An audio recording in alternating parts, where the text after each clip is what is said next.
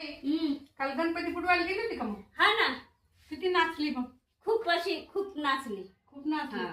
मस्त गाणे लावले. गणपतीला आवडेल असं नाचली का? नाही, गणपतीला आवडेल. छान नाचली. जास्त करून फुगड्या खेळलं. हा का?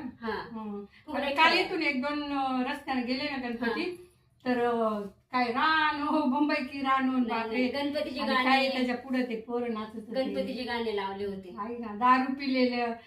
हे आता तू सांग बरं, हे दारू पिऊन गणपतीला पुढं विसर्जनाला नाही. त्याच्या पुढे नाचायचं असतं का? नाही, पण म्हणजे काय आता ह्या सार्वजनिक उत्सवाला आहे ना, लोकांनी आता धिंगाण्याचं रूप आणलं बघ. आपल्याला तर नाही आवडत आहे. अरे गणपती आणलाय 10 दिवस, मस्त भक्तिभावानं श्रद्धेनं जेवढी पूजा अर्चा केली तसंच वाटी लावता नाही तेवढ्याच भावनेतून त्याला हे करा. आणि असा विभस्त प्रकार करून काय उपयोग आहे? हे दारू पिऊन हे ते नाचा, आम्ही जास्त गल्ली बोळात रस्त्यात नाचा धिंगाणी घाला. कोणी सांगितली बाई बरोबर ना?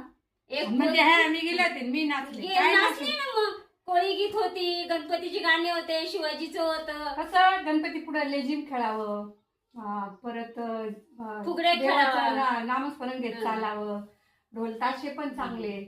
आणि असं जरा नाही, फुगड्या खेळल्यात ना आम्ही, जास्ती करून फुगड्या खेळल्या. चांगले चांगले चांगले. मग